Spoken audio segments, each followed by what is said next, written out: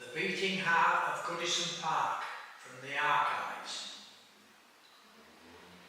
The Making of a Football Giant, 1878 to 1946.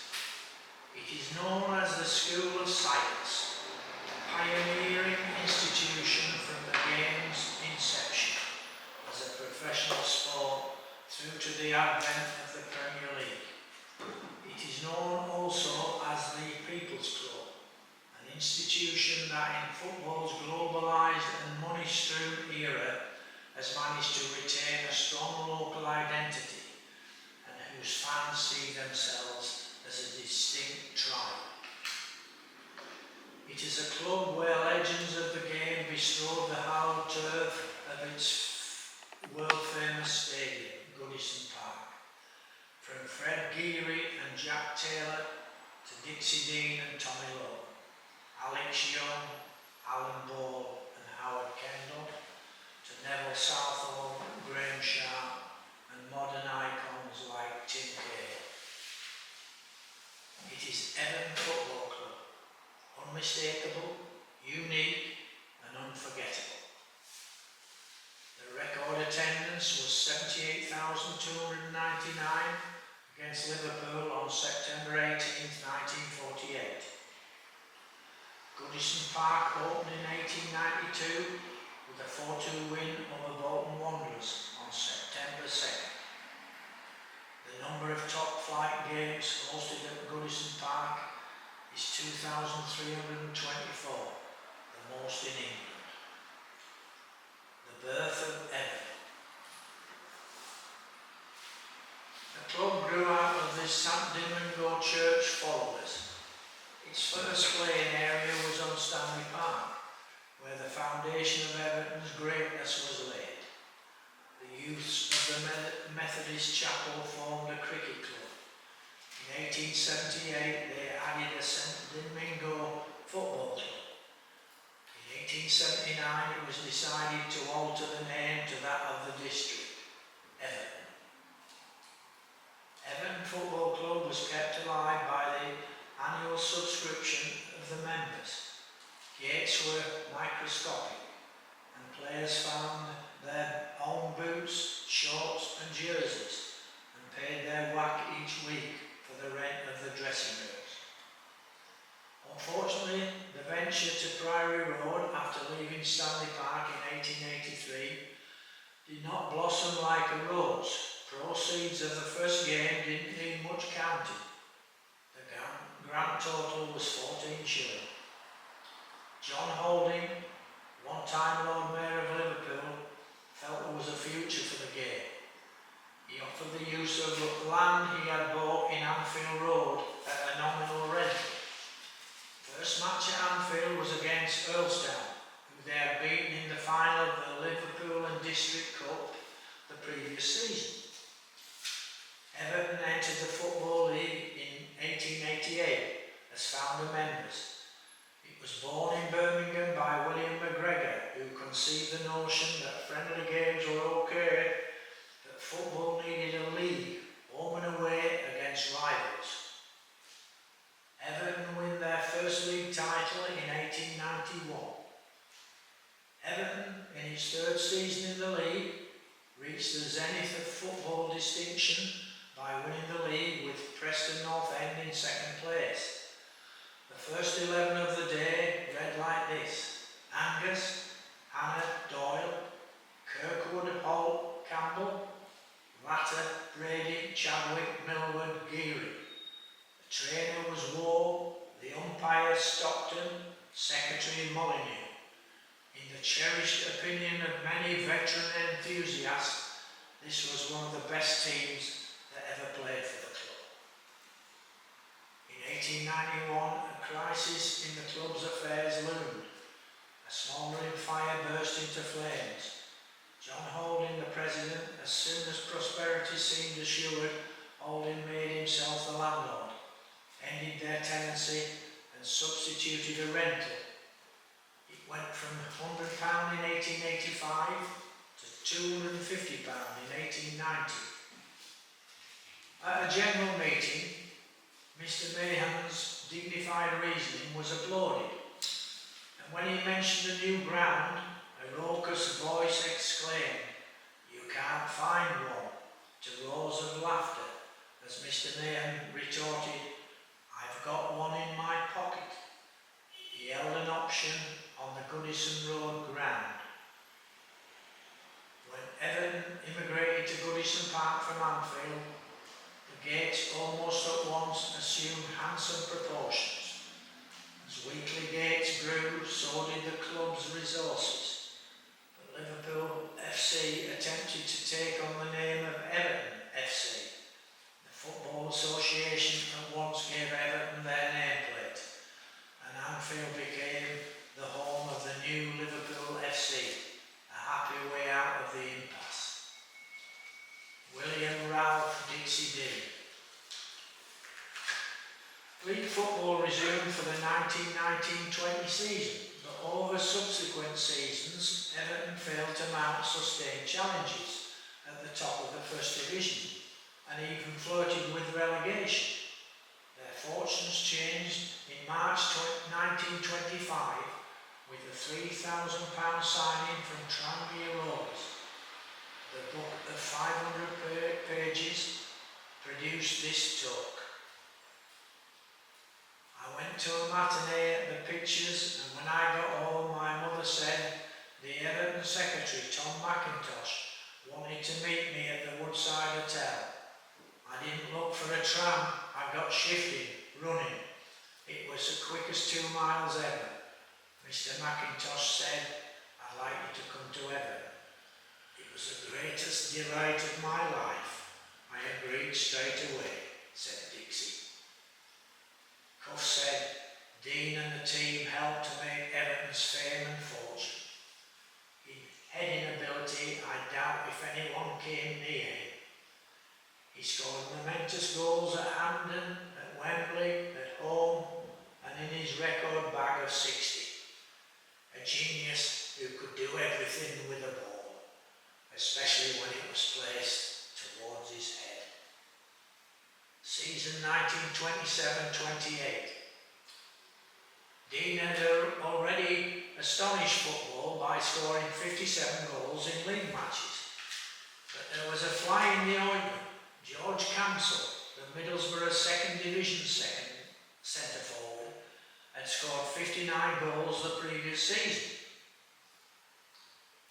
Dick White, a young fan who lived 15 minutes walk away from Goodison, went with his dad, a former policeman. They walked along Walton Lane, up Bullens Road into Gladys Street. His dad gave his son fourpence, the cost to get into the boys' pen, saying, "At the end of the green, meet me on the corner, by that lamppost." When young Dick got to the boys' pen, the gates clanged shut. He was in tears when a man asked him what was wrong. Dick explained the man gave him 8 pence and he went into the main stand. That man never got his 8 pence back, although Dick and his father looked for it. When Everton played their last match at Goodison Park, their position as champion was secured.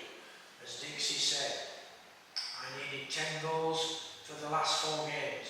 I thought to myself, I'll have to get a move on here. I scored 1 in a win over Newcastle, then bagged another 2 when we beat Aston Villa 3-2. So I still needed 7 from the last 2 games. Then we played at Burnley. I scored 4 before half time." Dixie said, "I needed 3 goals against Arsenal, the greatest club in the land. I got 1 from a penalty, then another chance. I hardly had strength left in my worn-out body and limbs to take the chance, but it flew into the net. Just 1 more goal. We got a corner on the left. Alec Troop took the corner and it came absolutely perfect for me. I ran in from outside the area to head it and the ball flew into the net. That was it, the record." A prolonged roar of thundering applause greeted the players when Dixie broke the record. Season 1929-30, Everton are relegated. Just 2 years after Everton's Dean-inspired League Championship win, the unthinkable happened. Everton were relegated into the second division. Dixie said, "The season we went down, we didn't play well. I still managed to score a few, even though I was in and out of hospital and nursing home with injuries. I spent a lot of time in those places. We seemed destined to go down. We couldn't save ourselves. All our injuries started to take their toll." William Cove, chairman of Everton, said, "We will be back next year. There were no recriminations, no scapegoats. It was the boardroom spirit, as much as the play on the field, that enabled the Blues to get promotion after only one season." In the 1930-31 season, Everton lifted the second division title with 5 games to spare, scoring 121 goals along the way and reaching the FA Cup semi-final, which they narrowly lost to West Bromwich Albion. Everton win the 1932 league title and the 1933 FA Cup. Everton invested in new players that formed the basis for their future success. Tommy Johnson, Jock Thompson, Jimmy Dunn, Cliff Britton and Tommy White. These were the men that would bring them success in consecutive years in the second division, the first division, and who could forget the FA Cup? Everton's championship belonged to the whole of the playing staff, officials and the board. The 1933 FA Cup final was a match between Everton and Manchester City on April 29th at Wembley Stadium. It was the 62nd final. It was the first where the players were issued numbers for identification. Luckily, Everton were allocated numbers 1 to 11 and Manchester City numbers 12 to 22. Everton won 3-0 with goals from Jimmy Steen, Dixie Dean and James Dunn, and won the cup for the first time since 1906. Dixie Dean, wearing the number 9, led his team to the Royal Box, receiving the cup from the Duke and Duchess of York.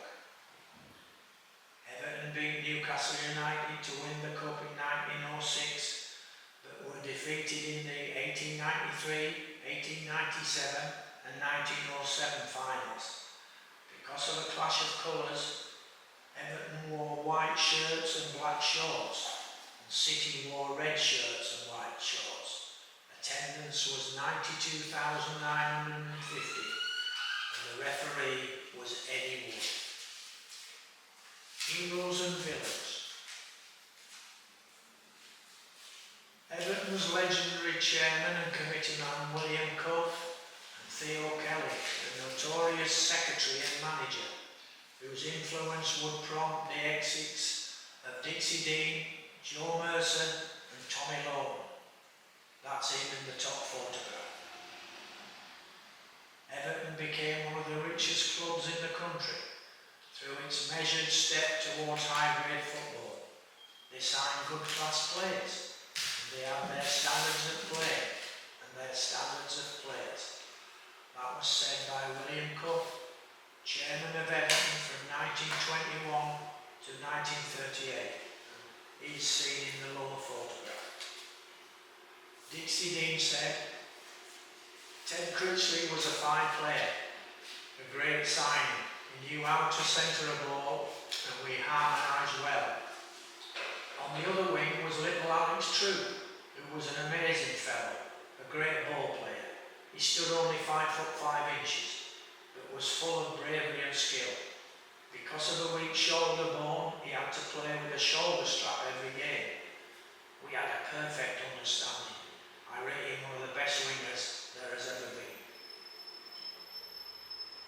Exit the master, enter the apprentice. Lawton signs, Dean leaves Everton. Lawton said, "I signed on New Year's Eve 1936. The fee was $6,500, a bloody fortune. The next day I reported to Everton. I caught a train from Burnley to Liverpool Exchange. I asked the porter at Exchange Station, "How do you get to Goodison Park?" He was looking at me and said, "Hey, you're that young lone, aren't you? You'll never be as good as our Dixie." Tommy said, "Oh, thank you," and went away feeling very small. Dixie said later, "He impressed me right away. He was quiet and listened." Ted Sager said, "Billy Dean has always been my football idol. Who was better, Dean or Lowe? My vote goes to Billy by a narrow points margin. His heading was unique. Tommy probably had the edge with his superb footwork, and with the possible exception of Tommy Jones, was the hardest hitter of a ball since the days of Wilf Chadwick." Dixie said before he left, "I'll never forget the Everton fans for the way they treated me, not only when I was playing, but long after I left the club. I felt these fans belonged to me, and I belonged to them.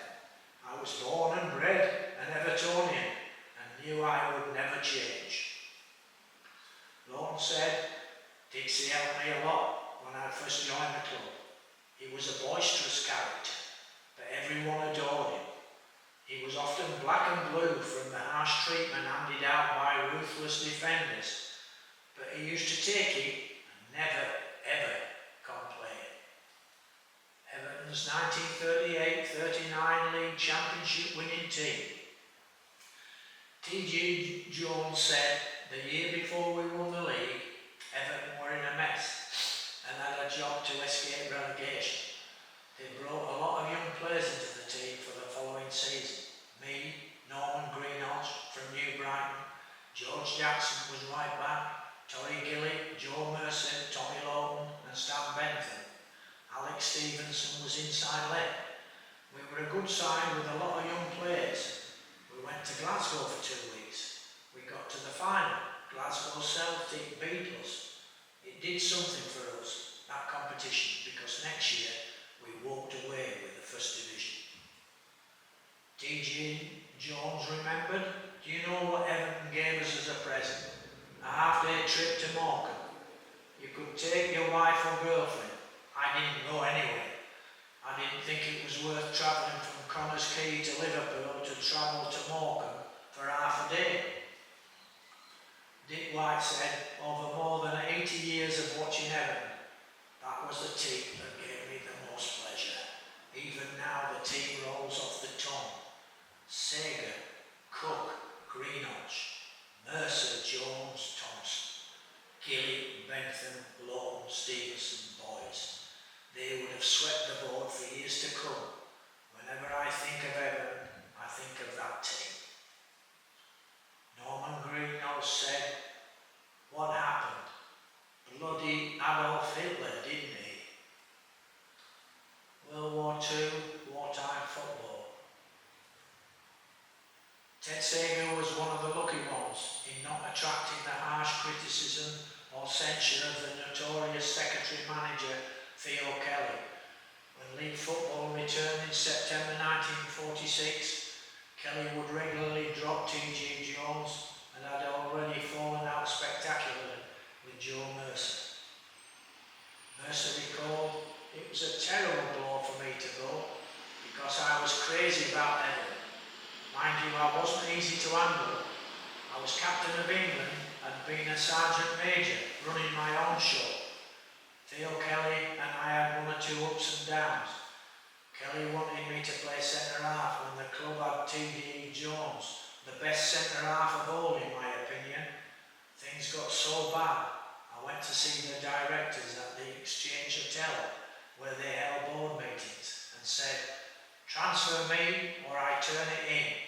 The directors said they wanted me to stay, but I was determined and Arsenal paid £9,000 for me."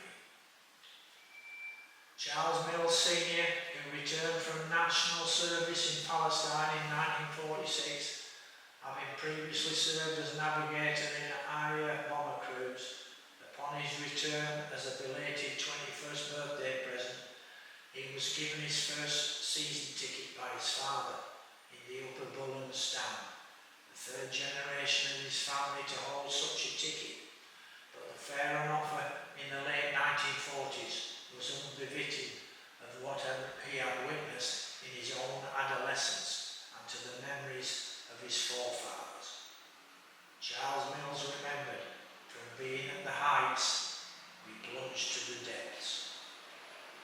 Everton on the brink, 1946 to 1961.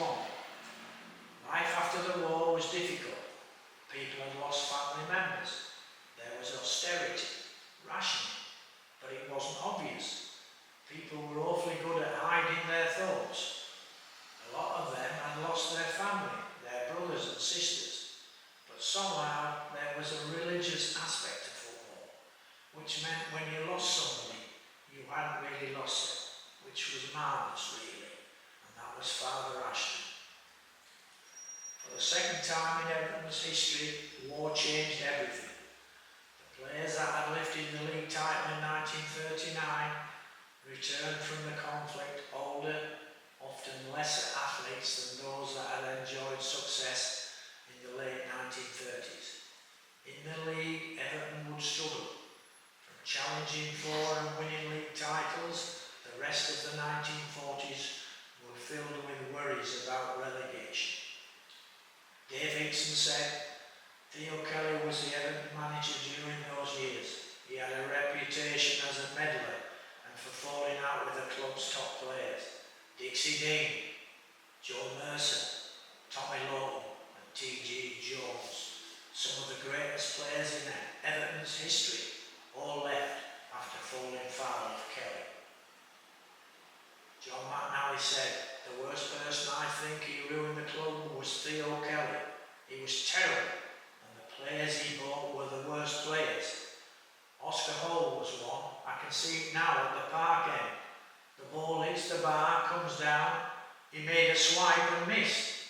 He missed it again, and again, 3 times. Peter Farrell was captain. He couldn't stop laughing. The crowd couldn't stop laughing. That was the players we had. That's what Theo Kelly did to Everton. He was the ruination of the club. Relegation and the rise of Dave Hickson. After finishing the first 2 post-war seasons, Everton started the 1948-49 season in shambolic fashion, propping up the first division in the early part of the season. The Everton board finally took action and replaced Theo Kelly with Burnley manager Cliff Britton, who had been one of Everton's pre-war stars. Although Britton led Everton to safety in 1948, league performances didn't improve. Everton finished the 1949-50 season 18th. Although they made the FA Cup semi-final, which they lost to Liverpool, the next season was an unmitigated disaster. It conceded more and scored less, bar one club, than anyone else in the division. Needing a point against already relegated Sheffield Wednesday on the final day of the season in order to secure safety, they lost 6-0, finishing bottom of the first division and were relegated. Dave Hickson said relegation hurt Everton very badly.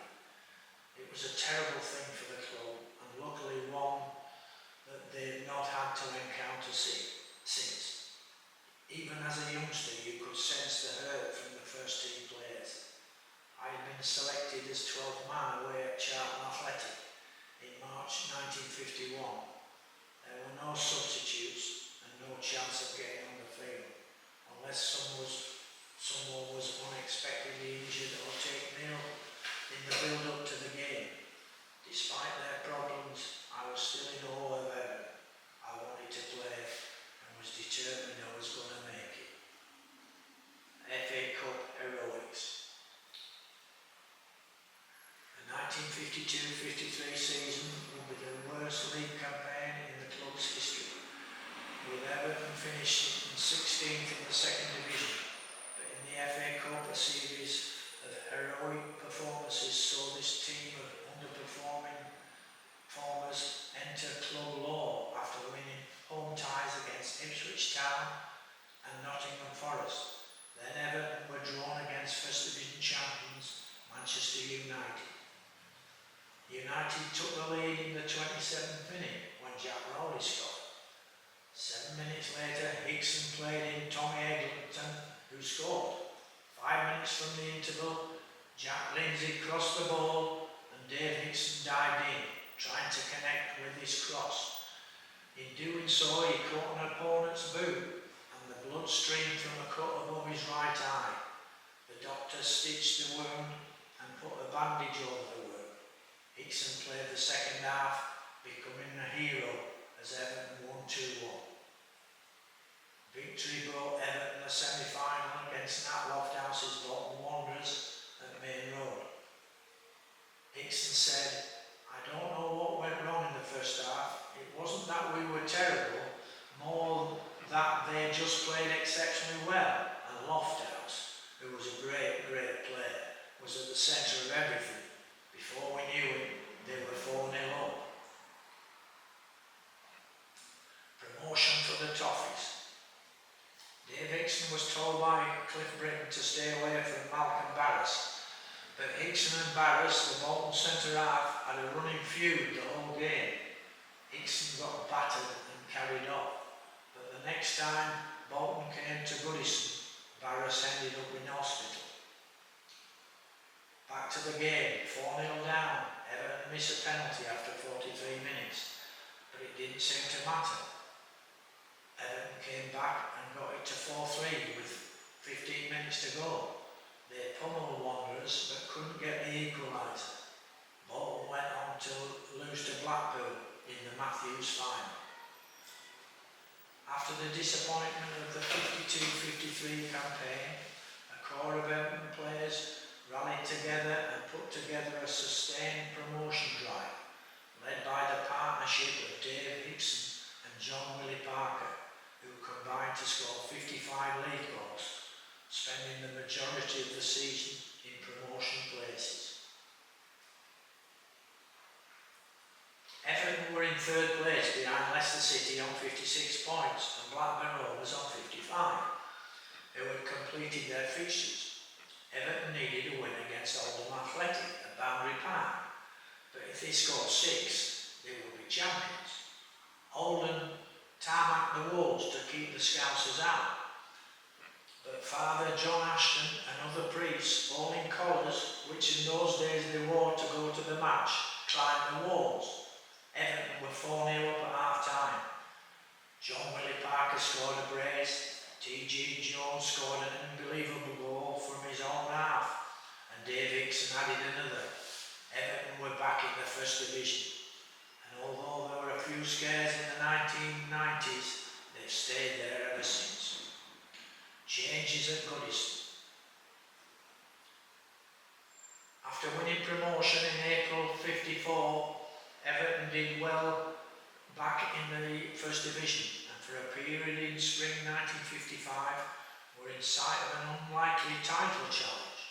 Late season form dropped off and the Blues finished 11th, 4 places higher than the subsequent season. However, all was not well off the pitch. Cliff Britton's popularity continued to diminish after he sanctioned the sale of Dave Hickson to Huddersfield, and in February 1956 he was ousted as manager after a boardroom spat. The Everton directors initially took charge of first team affairs before appointing Ian Buchan, a former amateur and PT lecturer at Loughborough University, as manager. Bill Kenwright said, "The only close thing to selling Dave Hickson is when my first girlfriend partied with me at the Pier Head when I was 17. Your first broken heart is the worst. It was indescribable. I wrote to all the directors saying you know nothing about football. How can you do this? I also wrote to Dave, and when they did my This Is Your Life, Dave came on and he had my letter. He took it out of his pocket and read the letter that I'd sent him saying, I'm praying that one day you'll come back, and until you do, whoever you join, I will support you.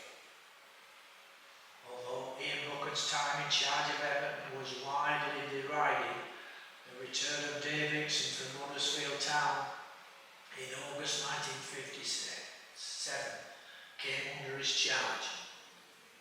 Johnny Carey and John Moores. In October 1958, the Blackburn Rovers manager, Johnny Carey, was appointed Ian Buchan's successor. As a player, he had enjoyed an illustrious career as Manchester United and Ireland captain and was highly regarded throughout the game. The top photo with Johnny Carey, who brought a pure attacking creed to Goodison Park, but not success. The lower photo is of Sir John Moores, the paternalistic Pools millionaire, who was the defining influence in the club's running for 30 years. Dave Hickson said, "The key man to me was Bobby Collins. We signed him from Celtic between Buchan's dismissal and Carey's appointment. The best player I ever played alongside. Bobby would play the early ball exactly where I wanted it. He was so clever. Bobby was also a winner. All of our players in their way were winners, but Bobby was the real deal. He helped bring a winning ethos back to Everton." The Littlewood Pools magnate John Moores had first bought into Everton during World War II.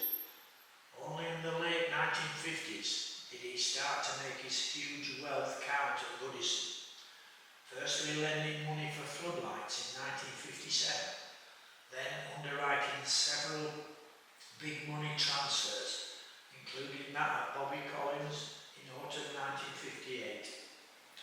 In the summer of 1960, Moore's role at the club was formalised when he became chairman.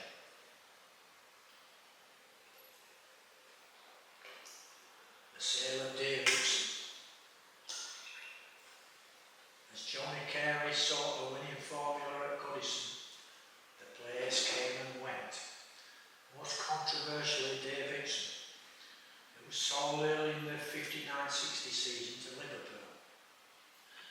The transfer met outrage and remains one of the most controversial incidents in the club's history. Many Evertonians even went to Anfield to see Hickson play. As the Moores' money began to take effect on the fortunes of the club, more exciting new signings joined the Everton squad, including Blackburn's Roy Vernon and Alex Young from Heart of Midlothian. Dave Hickson said that despite the controversy, there were huge queues waiting to get into Anfield for my debut against Aston Villa, with an attendance of nearly 50,000. Liverpool had 11,000 more fans than at any other league match that season. I scored 2 goals. I think that helped me win a lot of the Liverpool fans over. I remember one fan running on the pitch saying, "You're one of ours now." By Christmas 1960, Everton were being spoken of as title challengers and reached as high as second place in the league. However, Carey's team were more entertainers than winners, capable of beating champions Burnley one day only to lose against the same side the very next. A 7-match losing streak in winter 1961 convinced Moores that Everton would not challenge under Carey, and he moved to replace him with the club's former centre-forward, Harry Catterick, who was at the time manager of Sheffield Wednesday.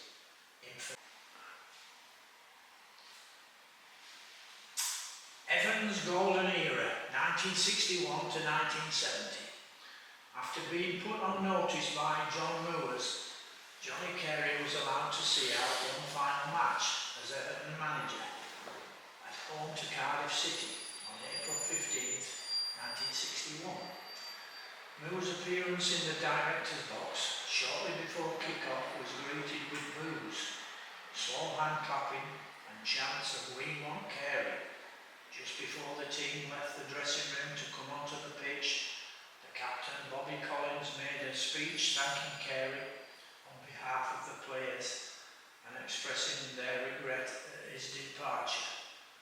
Everton won 5-1. On the following Monday, the Sheffield Wednesday manager, Harry Catterick, who had played for Everton as a centre-forward after the war, was appointed Carey's replacement. Derek Temple said, Harry Catterick came in and gave everybody a chance. Had a look at everybody and then started strengthening it in his mind. He had a knack of getting players and converting them. Tommy Wright was a forward when he first came to Everton. Joe Royal was a centre-half. The careers they had, that was Harry. He saw things in them and converted them. Charles Mills said, at the Cardiff game, I was in the Bones Road stand with my dad and granddad. And John Mills was being berated by the crowd for sacking Carey, who was a very popular manager. Catterick was seen as being rather dour. He hadn't been much of a player, whereas Carey was a majestic player. And then Catterick came. His secret was his secrecy in the transfer market. He was very astute in the transfer market. Everton evolved under Catterick, 1961-62. Catterick quietly asserted his influence at Goodison. His first signing wasn't until February 1962, when he signed Blackburn goalkeeper Gordon West for $27,500. West replaced Albert Dunlop, a mercurial figure who was disliked by his own teammates.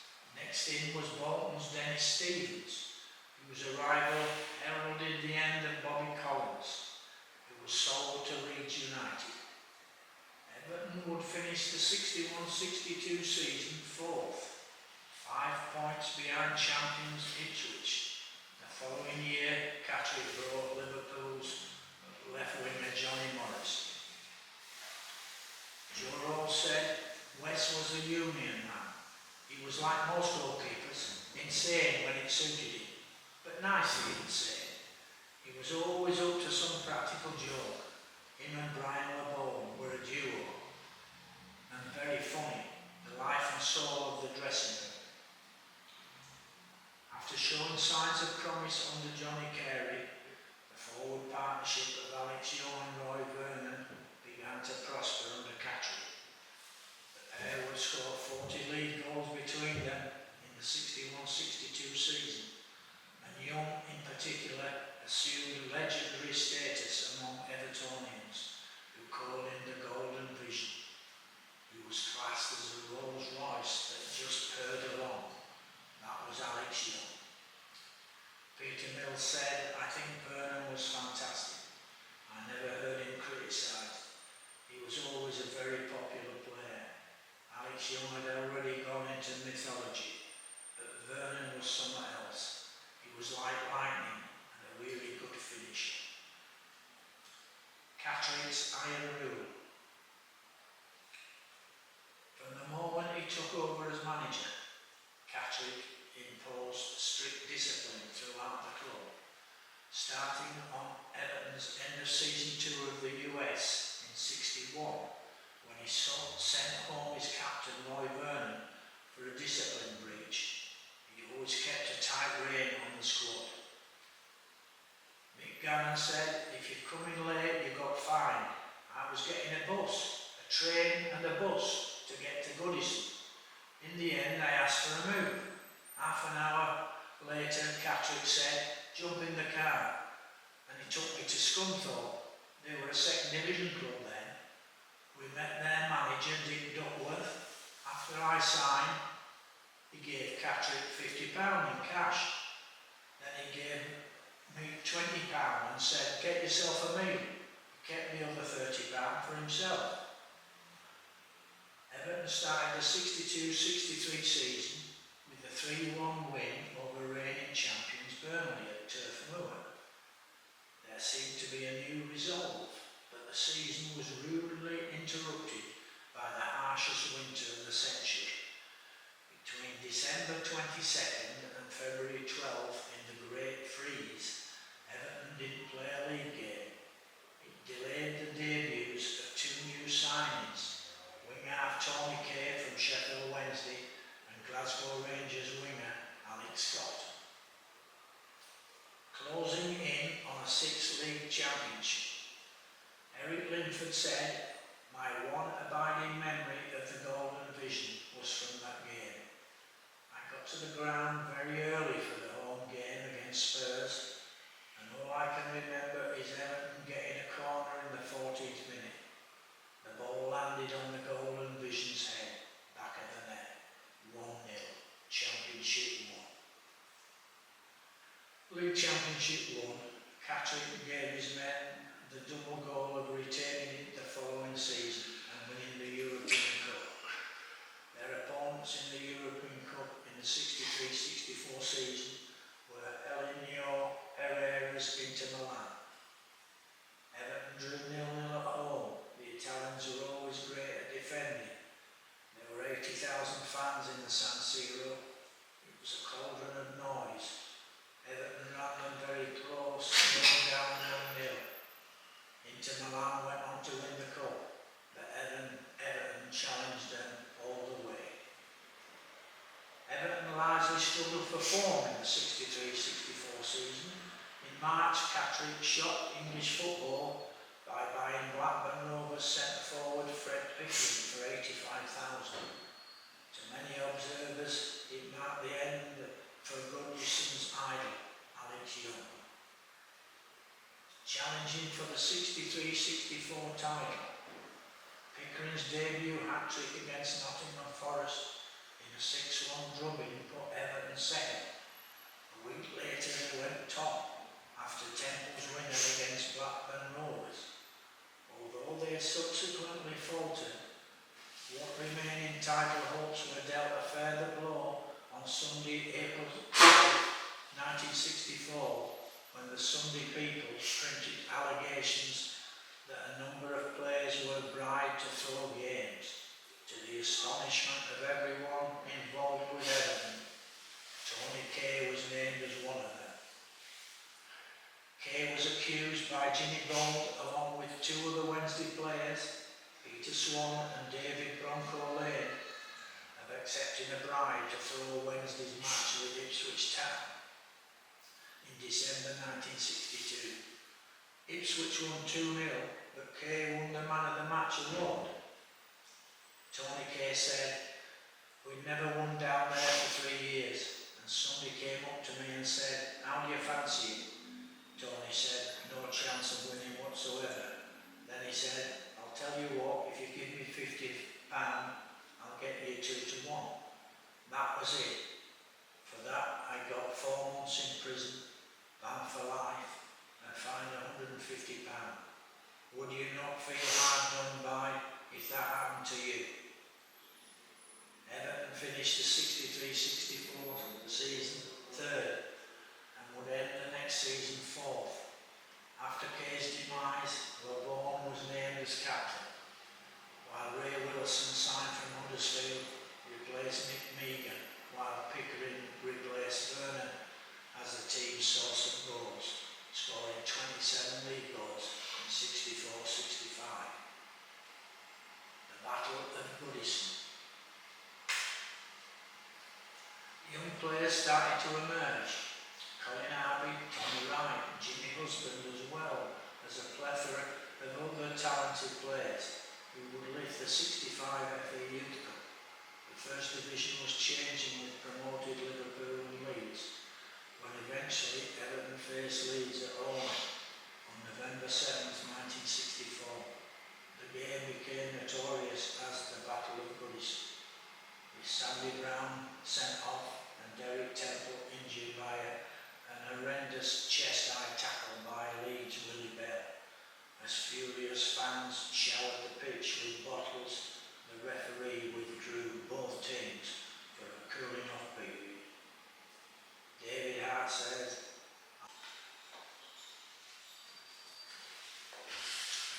FA Cup Final 1966. In the final, Everton were facing Sheffield Wednesday. The Toffees went 1-0 down to Jim McCallio's early goal. Then on 59 minutes, David Ford scored a second, 0-2, with 30 minutes left. Everton's task seemed hopeless.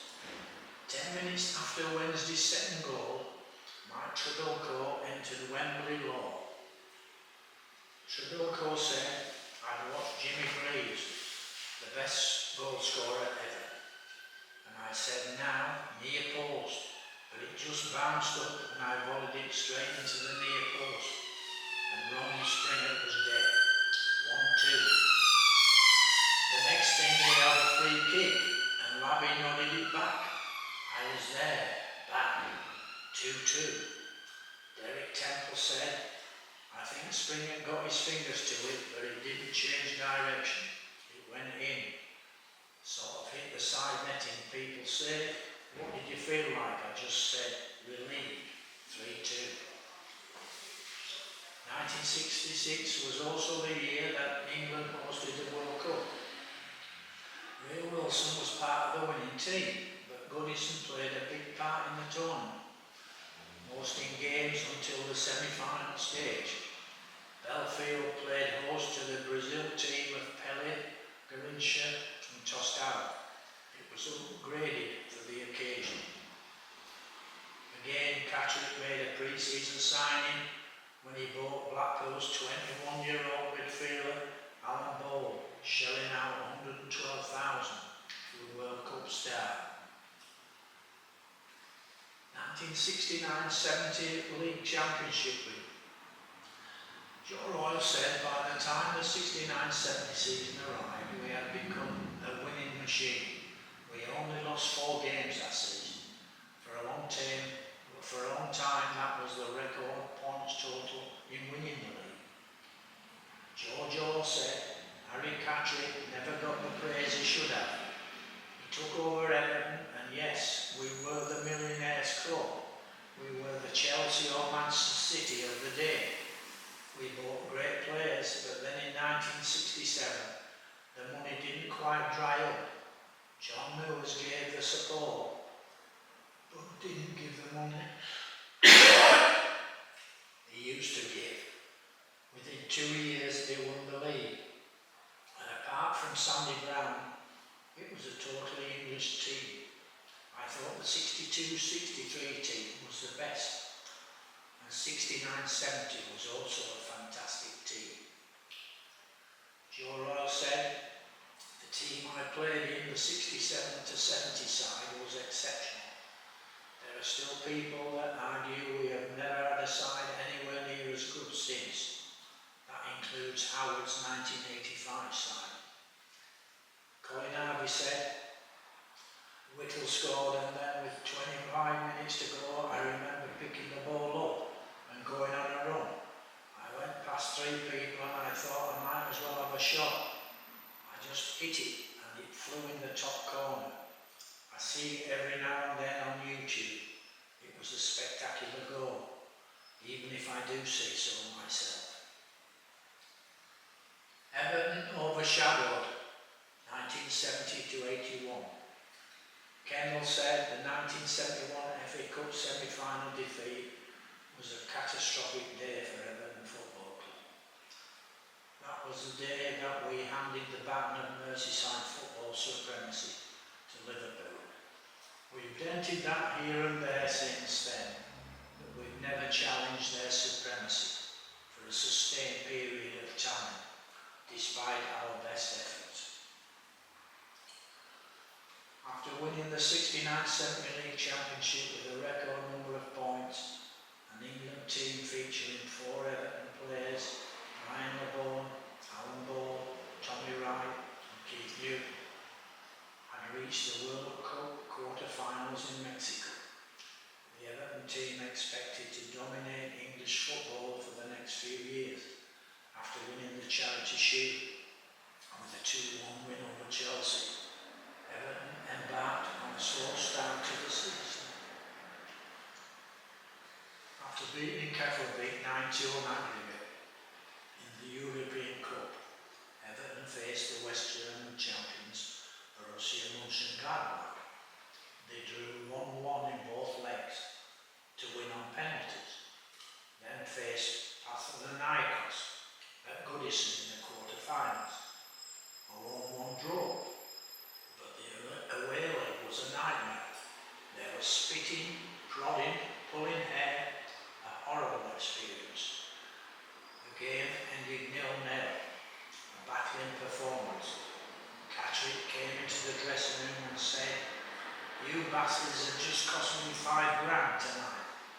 Everton exited the European Cup on away goals.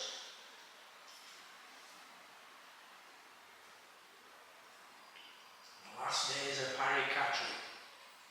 Everton finished the 70-71 season in 14th place. Harry Catrick, who was beset with health problems, promoted young players like David Johnson and Rick Lyons. None could halt the decline. After a poor start into 71-72, Catrick stunned English football by selling talisman Alan Ball to Arsenal. On April 11, 1973, it was announced that Harry Catrick would move to an unspecified executive role. The search for a new manager was underway. Bobby Robson, Bill McGarry, Brian Clough and Don Revie were in the running, but Billy Bingham was a surprise choice on May 26, 1973. On Valentine's Day 1974, Bingham concluded a short British transfer record to bring Birmingham City's centre-forward Bob Latchford to Goodison. As part of the transfer, Captain Howard Kendall and Archie Styles went to St Andrews. The sale of Kendall prompted outrage. Through the rest of this 74 season, Bingham continued to make his own imprint on the team.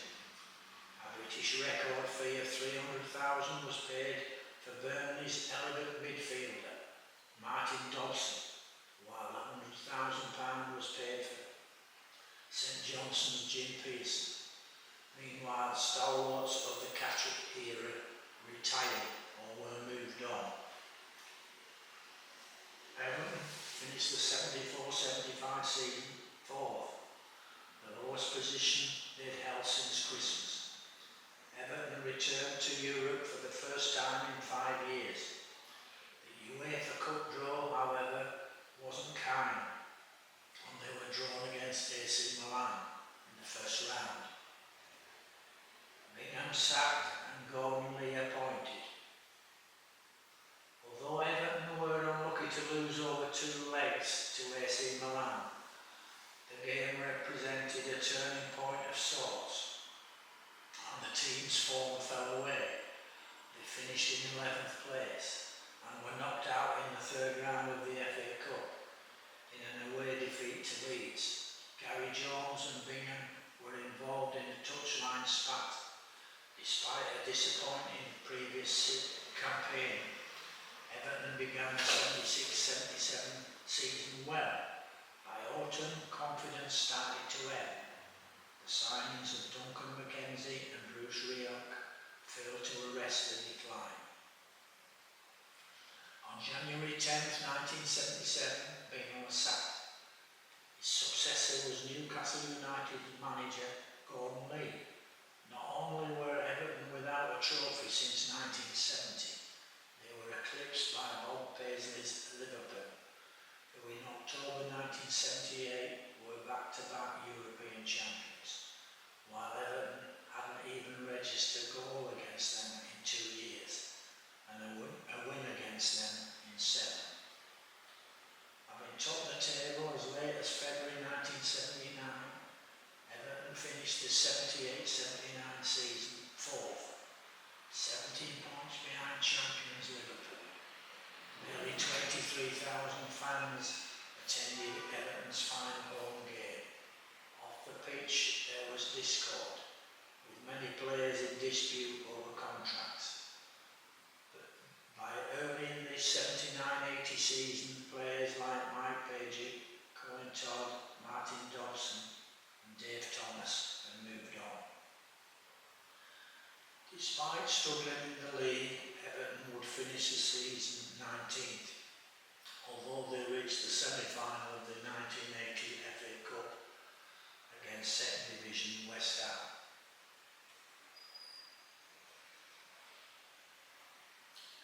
The Edge of Heaven, 1981 to 1990. Within days of the 80-81 season drawing to its disappointing conclusion, Gordon Lee's departure was confirmed. In his place, Howard Kendall was appointed player manager. He played 6 times for the first team in the 81-82 season and regularly turned out for the reserves. Kendall made 7 signings in summer of 1981. Most of the so-called Magnificent Seven were destined for Goodison failure, with one significant exception, Neville Southall. Howard said the Everton board were comprised of the directors of the Littlewoods Corporation. They ran Everton as a business. The top man, Sir John Moores, wouldn't have it any other way. They would set targets and my budget was set accordingly. For example, they'd have a target of an average gate of 18,000. I'd be told that would cover all expenses, wages and everything else. Anything over that would be given to the manager to spend on players. Anything beyond the 3rd round of the FA Cup was given to the manager. It was simpler then than it is today, a lovely way to run a club. The 1980s coincided with severe economic problems on Merseyside. Mass unemployment. After the inner city riots in Toxteth in 1981, the Conservative Chancellor Geoffrey Howe even urged the Prime Minister to abandon the city and put it into managed decline. Another First Division title. On May 19, 1984, Everton won the FA Cup by beating Watford 2-0. Goals by Graham Sharp after 38 minutes and Andy Gray 6 minutes after half-time. They emphasised this win by winning the European Cup Winners' Cup in 1985 by beating Rapid Vienna 3-1 with goals from Andy Gray, Trevor Stephen and Kevin Sheedy, and the First Division of the Football League plus the Charity Shield before falling 1-0 to Manchester United in the 1985 FA Cup final. Gary Lineker ended the 1985-86 season with 40 league and cup goals. After England's progress to the quarter-finals of the World Cup, he came back with the Golden Boot, but Everton accepted a £2.8 million bid from Barcelona. The 1986-87 season, Everton were champions again. The key game was at Stamford Bridge against Chelsea on April 4th, when Alan Harper was the hero, unleashing a 25-yard thunderbolt to grab 3 points and send the toughest top. By the time they played Liverpool, they effectively had the title wrapped up, despite losing 3-1. Kevin Sheedy gave the Cop the V-sign as he scored. In 1988, Colin Harvey broke the British transfer record to sign Tony Cotty for £2.2 million and spent £2 million on Stuart McCall, Neil MacDonald and Pat Neville. After Hillsborough on April 15th, Everton played Liverpool in the FA Cup final on May 20th, 1989, losing 3-2. Kevin Sheedy said this game was for Merseyside, and Neville Southall said we had to be true to ourselves and our supporters. It must have been very difficult for their lads. Altogether now, highs and lows in football's new age. 1990 to 2002. Football's ever evolving. I remember walking out, I think it was at Coventry for my first Sky game. There were dancing girls and there were fireworks, and thinking, what the hell's all this about? That was John Ebrell, Chief Scout at Everton under Moyes. On October 31st, 1990, Colin Harvey had been sacked as Everton manager. 6 days later, Howard Kendall returned to Goodison for a second spell as boss, with Harvey also returning as his assistant. Ray Attabell said, I didn't have a good connection with him.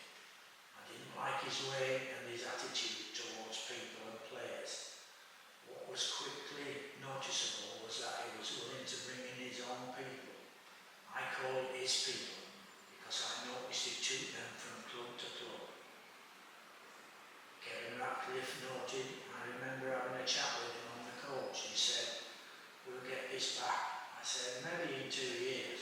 Howard said, no, 1.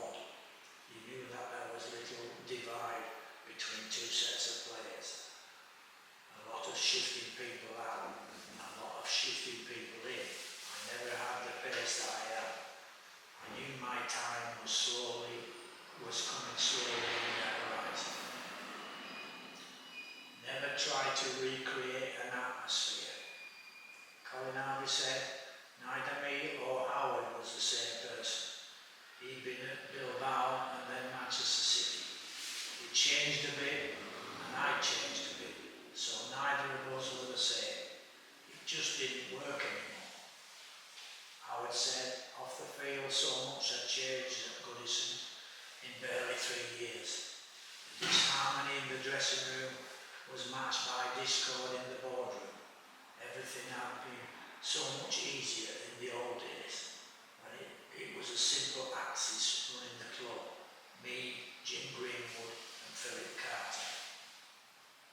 Harvey replied, whatever had gone on before, the chemistry we had, it wasn't the same. February 20th, 1991, FA Cup 5th round replay. Everton 4, Liverpool 4.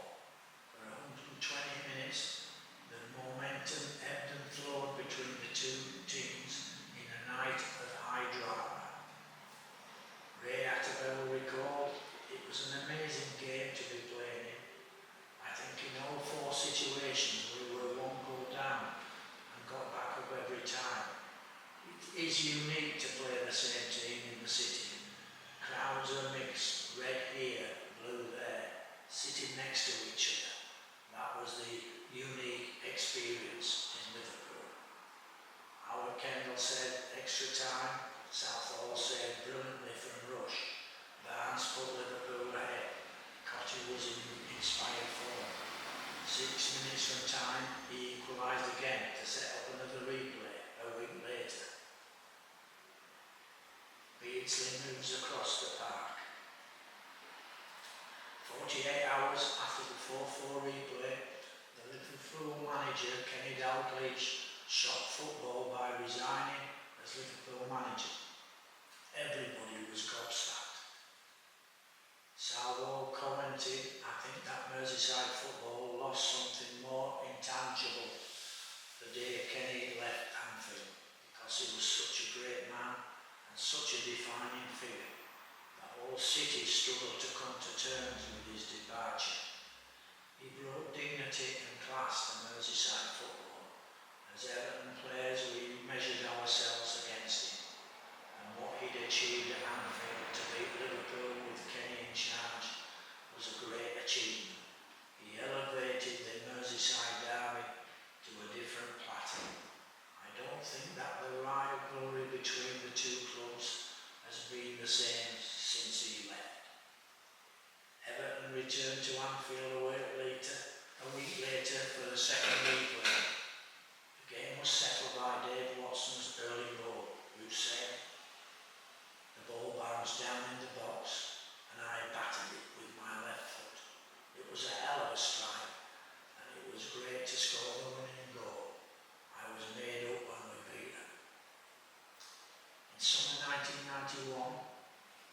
missing out on Derby County's Dean Saunders.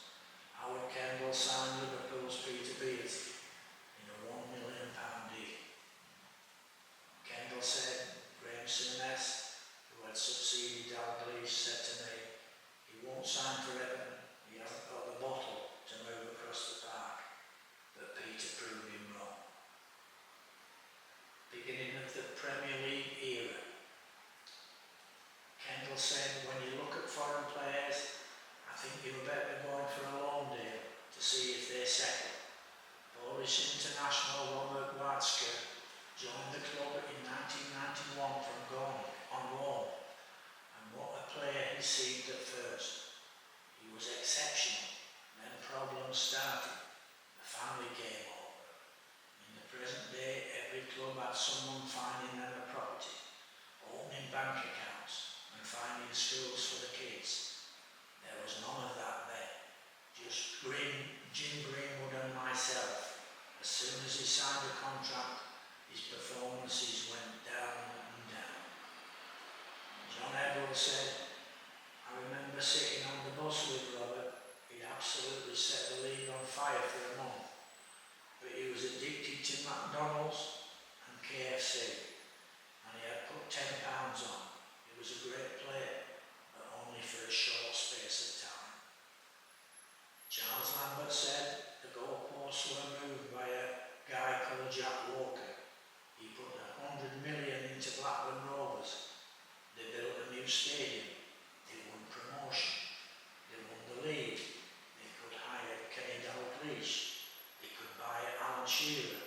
In those days, that was enough money to put Blackburn Rovers head and shoulders above the rest, including Everton, and the Toffees were not even the best of the rest. Everton did not respond to finding investment that they needed to keep pace. Dion Dublin was an aggressive centre forward. Kendall agreed to deal with Alec Ferguson, but the board vetoed the deal. Kendall handed in his resignation after beating Southampton 1-0 on December 4th, 1993. Just 13,667 fans had come to see the game, the lowest league attendance in a decade. Mike Walker, A Journey Towards the Abyss. A month after Kendall's resignation, in January 1994, Everton appointed the new Norwich City manager Mike Walker as his replacement. Walker had led Norwich to the brink of the Premier League title a year earlier and subsequently knocked Bayern Munich out of the UEFA Cup.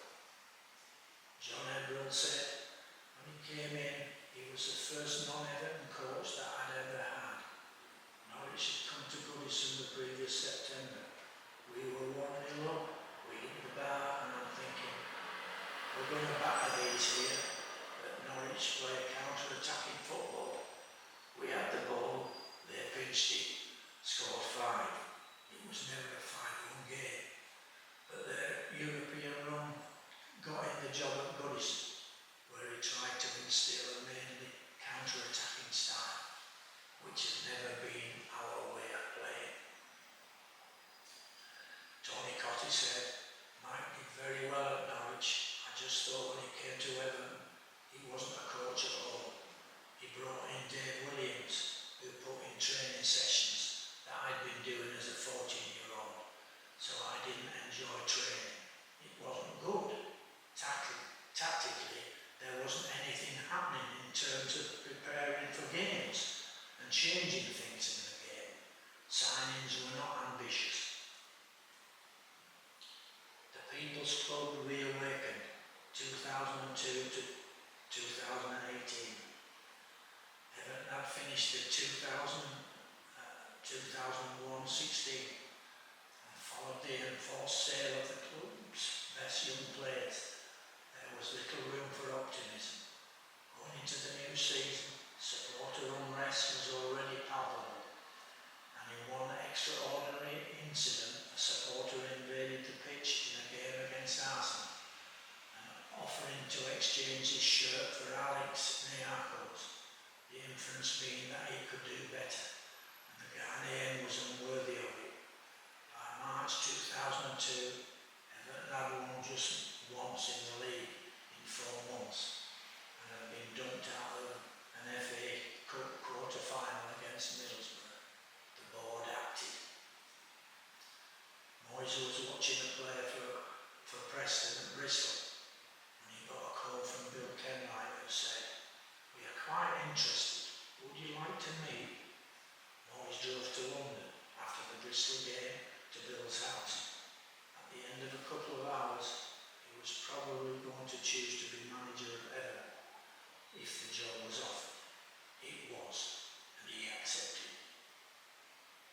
unveiling, Morris christened Everton's the People's Club of Merseyside and instantly struck a rapport with the club's success-starved fans.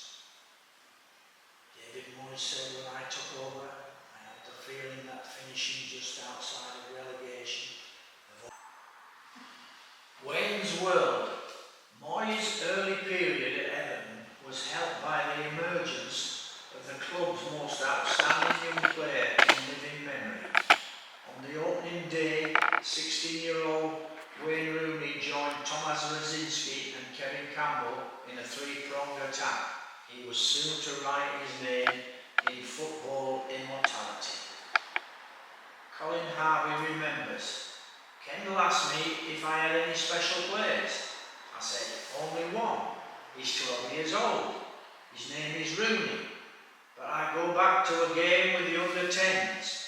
Coached by Dennis Evans, this kid picks up the ball on the halfway line, slaloms past 4 players and lashes it into the top corner. Dennis said to me, he does that every game. It might be 4 times he goes past 5 or 6 players and scores. It's Roy of the Rovers stuff. More Rooney. Colin Harvey said, I took Wayne to Coventry for an under-18 game and he'd be 12 or 13. We were getting beat 2-0.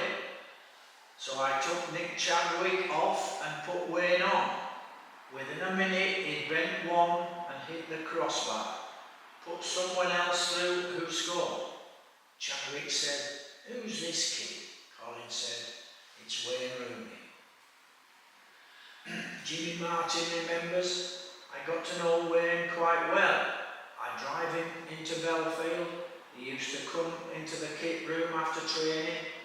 Can I have a bag of balls, Jimmy, to have a little kick? He'd ask. He was well-mannered, a good kid, a very shy kid. He'd go on the pitch in the afternoon, maybe practice for an hour and a half. That was Wayne Rooney. That is why he's as good as he is today. On October 19, 2002, Arsene Wenger's Arsenal arrived at Goodison. The Premier League champions were undefeated in 29 league games. In the final minute, Rooney's dipping curling shot from 30 yards beat David Seaman, crashed off the underside of the crossbar and over the line. It was one of Goodison Park's finest ever goals. Moyes remembers, when you're in the changing room, you can hear the crowd going out. This was one of those days. Because of the result and the introduction of Wayne, he was one of their own. Half of the fans would have known him, playing in the streets or going to school with him. When you know somebody so good, it means a lot to people. Highs and lows. Everton finished the 2002-2003 campaign, Moyes' first season, in 7th place. Having occupied a European slot until the final day, the following season was more challenging. Everton finished 17th, having recorded just 9 league wins all season. Moyes said, we lost 5-1 at Manchester City, the last day of the 2003-04 season. And that was the only time I thought I could be in trouble here. Not because I thought I'd done a bad job, but if you look at the season, we were safe by Easter. I think we hardly won a game after Easter. This is where my story about the team getting safe and having a mentality. That's us, we're done now. I hated it. And I felt as if I had to change to see if I could get Nous back to a winning level more often. Dave Prentice said Everton was saved by Good Friday, beating Tottenham, then switched off, went on their holidays, then came the 5-1 defeat. I wrote a stinging piece about their attitude after I heard one of the players at Belfield saying, we're going to get battered at the weekend and the manager deserves it. They were down on Moyes because he was working them so hard. I'd heard that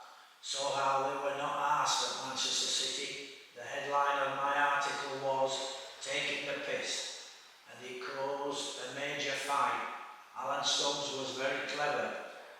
He actually got it reprinted and handed it round to all the players, using it as a motivation for next season. Alright, this is what they think of us. Let's up our game and show them otherwise. Kenwright on the edge. Bill Kenwright said, people can never quite understand who don't know football. Our supporter, who maybe earns 25 grand a year, can worship a player who earns 4 times that a week and not resent.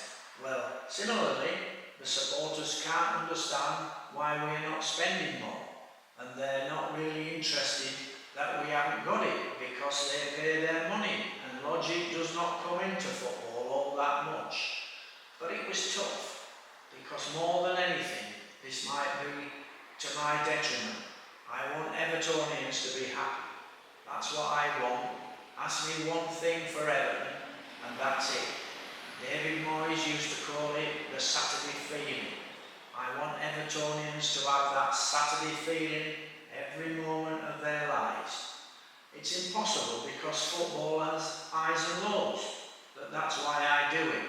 There's no martyr in that. I'm an Evertonian and I want it most for them.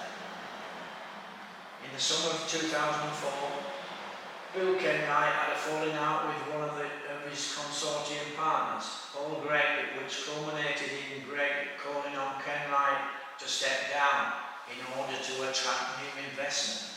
The club had debts of 40 million. A proposed stadium move to King's Dock had collapsed, and rumours were rife about Wayne Rooney's future at the club. Kenwright would hold on to the club, replacing Sir Philip Carter with himself as chairman of a revised board, with London-born American-based millionaire Robert Earl buying Gregg's stake in Everton. But a summer of mudslinging and misinformation made some fans suspicious of the chairman, despite his obvious infatuation with the club. Finch Farm and Goodison chaplaincies. Reverend Henry Corbett was asked by Howard Kemble to be chaplain to Belfield in the 1980s, a role that later became officially recognised by the board. Reverend Harry Ross, formerly of St Luke's Church on the corner of Goodison Park, assumed the role of chaplain to Goodison in 1977. Reverend Henry Corbett said, I remember Howard Kemble saying, my players have problems, but they won't always come to me. I'm picking the team.